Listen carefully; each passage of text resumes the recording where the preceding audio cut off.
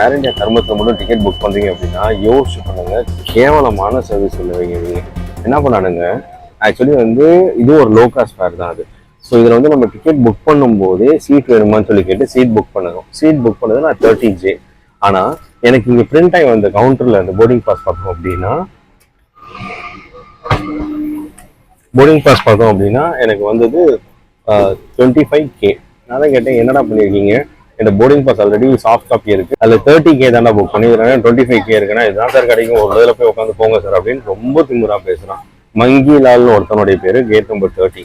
So கண்டிப்பாக நான் அவனை டிஜிசியிலையும் கம்ப்ளைண்ட் பண்ண போகிறேன். Worst service. உள்ளே வந்தோம் அப்படின்னா கேபின் க்ரூ ஒரு விஷ் பண்ணுறது கிடையாது யாரையும். அண்ட் நம்ம ஒன்றும் ஏர்லைன் ஓனர் இல்லை, பட் பேசிக்காக ஒரு வார்ம் வெல்கம் கிடையாது, ஒன்றுமே கிடையாது. ஸோ போயிங் 777 சொல்கிறதுக்கு இவங்களுக்கு எதுக்கு இது கிடைச்சது, இல்லை ஸ்கிராப்ல எதுவும் வாங்கினான்னு தெரியல, அந்த அளவுக்கு குப்பை மாதிரி வச்சிருக்காங்க. 2 மணி நேரத்துக்கு ஒரு தலைவாணி ஒன்று கொடுத்துருக்கானுங்க. அந்த தலைவாணி வந்து நம்ம ரயில்வே ஸ்டேஷனில் கூட நல்லா கொடுப்பாங்க போல். ஃபுல்லாக நூல் விட்டு சோறு பஜாரில் வாங்கியிருப்பாங்க போல். 300 ரூபான்ட்டு ஃபுல்லாக நூல் விட்டு இங்கே பாருங்களேன், இது ஒரு தலைவாணின்னு கொடுத்துருக்கான். சரி, ஓகே. போயிங் 777 பொறுத்த வரைக்கும் டோட்டலாக 314 397 சீட்ஸ் இருக்கும். Cabin crew, flight crew and passengers 3 பேருக்கும் சேர்த்து. ஓகே, கேபின் க்ரூன்றவங்க கேபின்ல உள்ளவங்க, அதாச்சும் நம்ம ஏரோஸ்டர்ஸ் ஸ்டீவர்ட்ஸ் சொல்லுவோம் இல்லையா, அவங்க எல்லாருமே கேபின் க்ரூன்னு சொல்லுவோம். ஃப்ளைட் க்ரூ அப்படின்றவங்க பைலட்ஸும் கோ பைலட்ஸும் ஃப்ளைட் இன்ஜினியர்ஸும் வருவாங்க. அண்ட் ஏஎம்இ ஏர்கிராஃப்ட் இன்ஜினியர்ஸ் எல்லாமே ஃப்ளைட் க்ரூவாக வருவாங்க. இந்த சீட் ரோ செட்டிங் எப்படி இருக்குன்னா 3+3+3. ஃபர்ஸ்ட் உள்ளது பிசினஸ் கிளாஸ் பேசஞ்சர்ஸ், செகண்ட் உள்ளது economic class passengers. So first class வந்து இதெல்லாம் கிடையாது இந்தியாவில் டொமஸ்டிக். நம்ம சூப்பர் மேரியோ விளையாண்டுருக்கோம் இல்லையா, அது மாதிரி ஒரு ஸ்க்ரீன் இங்கே பாருங்க, கர்சர் ஆடிட்டு இருக்கு. அதாச்சும் இவங்க வந்து எனக்கு கன்ஃபார்ம் தெரியுது, இந்த போயிங் 777 வந்து செகண்ட்ஸில் தான் இல்லை இங்கேயும் ஸ்கிராப்ல எடுத்துருக்காங்க போல. டச் எல்லாம் தொட்டோன்னா அப்போ தொட்டது இது வரைக்கும் வரல, அதுதான் ஒன்றுமே ஆக மாட்டேங்குது. ஹோமு வந்துருச்சு, ஃப்ளைட் டேட்டா அவைலபிள் அப்படின்ட்டு. ரொம்ப ஒஸ்டான ஒரு சர்வீஸ்ன்னு சொல்லலாம். ஆனால் என்ன, ஒரு இந்தியாவில் ஒரு லாங்கஸ்ட் ஃப்ளைட் அப்படின்னா ஒரு டொமஸ்டிக் வந்து இதுதான் இருக்குது இந்தியாவில். இப்போ போயிங் 777 300ER இதோடைய maximum take off height, maximum take off height MTOWன்னு சொல்லுவோம்.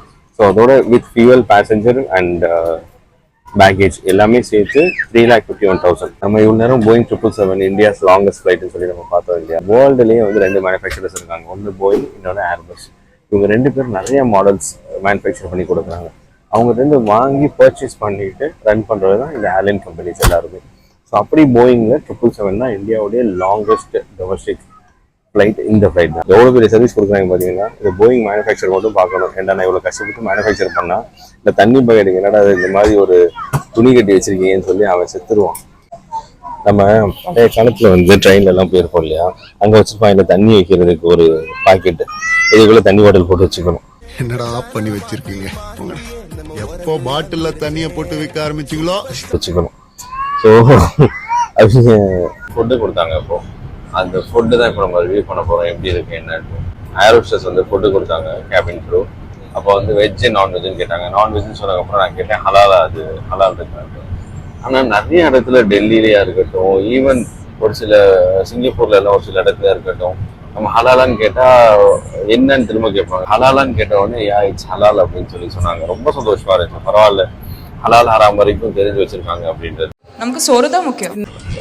நான்வெஜ் ஹைட்டி அப்படின்னா என்னன்னா, இங்கே ஹைட்டின்னு போட்டிருக்காங்க இல்லையா, அதாச்சும் லஞ்சுக்கும் டின்னருக்கும் நடுவில். ஸோ அதை தான் ஹைட்டின்னு சொல்லுவோம். ஆனால் ஹைட்டியில பிஸ்கட்டும் டீ தான் கொடுப்பானுங்க. இங்கே என்ன இருக்குன்னு பார்ப்போம். சிக்கன், ஒரு கட்லெட்டு, ஒரு தால் அண்ட் இதில் என்ன இருக்கு, பாவ் ப்ரௌனி கேக்கு அண்ட் இது ஒரு 150 ml வாட்டர் பாட்டில். அதே எல்லாமே கொடுத்து ஸ்பூன் கொடுக்காம விட்டீங்க டாடி. ஒரு வழியாக எங்கிட்ட ஸ்பூன் கேட்டு வாங்கியாச்சு. கட்லெட், ஆலு கட்லெட்டும் அதில் தாலும் போட்டு கொடுத்துருக்காங்க இருக்கு. ஆனால் இதில் என்ன, அவங்க கொஞ்சம் ஸ்பைசஸ் போட்டுருந்தா இன்னும் நல்லா இருந்திருக்குமோன்னு ஃபீல் ஆகுது. தந்தூரி சிக்கனை கிரேவி மாதிரி பண்ணியிருக்காங்க. சிக்கனா பிரெட்டானு தெரியல, பட் ஓகே, நல்லா இருக்கு. ஒரு ரீசனபிளான ரேட்ல இவ்வளோ ஒரு ஹைஜீனா தரதுன்றது ரொம்ப அப்ரிஷியேட் பண்ணணும். இந்த விஷயத்துல ஏர் இந்தியாவை நான் அப்ரிஷியேட் பண்ணேன். இப்போ லேண்டிங் அப்ரோச் பண்ணிட்டு இருக்காங்க. லேண்டிங் அப்ரோச் அப்படின்னா என்னன்னா, லேண்டிங் அப்ரோச் பண்ணிட்டு இருக்காங்க. லேண்டிங் அப்ரோச் அப்படின்னா ஒன்ஸ் நம்ம லேண்டிங் கேர்ஸ் எல்லாம் ஓப்பன் பண்ணதுக்கப்புறமா நமக்கு பர்மிஷன் அப்ரூவல் ஏடிசிலேருந்து வாங்குவாங்க, ஏர் டிராஃபிக் கண்ட்ரோலர். அது அப்ரூவல் வாங்கினதுக்கப்புறம் லேண்டிங் அப்ரோச் பண்ணுவாங்க. இப்போ இது வந்து ரொம்ப லாங்கஸ்ட், அதாச்சும் ரொம்ப மேக்ஸிமம் டேக் ஆஃப் வெயிட் வந்து ஹெவியாக இருக்க ஏர்க்ராஃப்ட்ன்றதுனால இது டிசைனிங் வந்து ரொம்ப முன்னாடியே ஆரம்பிச்சிருவாங்க, ஃபர்ஸ்ட்லேருந்தே ஆரம்பிச்சிருவாங்க டிசைனிங். ஸோ அது மாதிரி இப்போ டிசைனிங் நடந்துட்டு இருக்கு. நம்ம இன்னைக்கு உட்காந்தோம் சீட்டு தான் இருக்குது, உட்கார வேண்டியதாயா? அம்மா இதுதான் பிஸ்னஸ் கேபின்.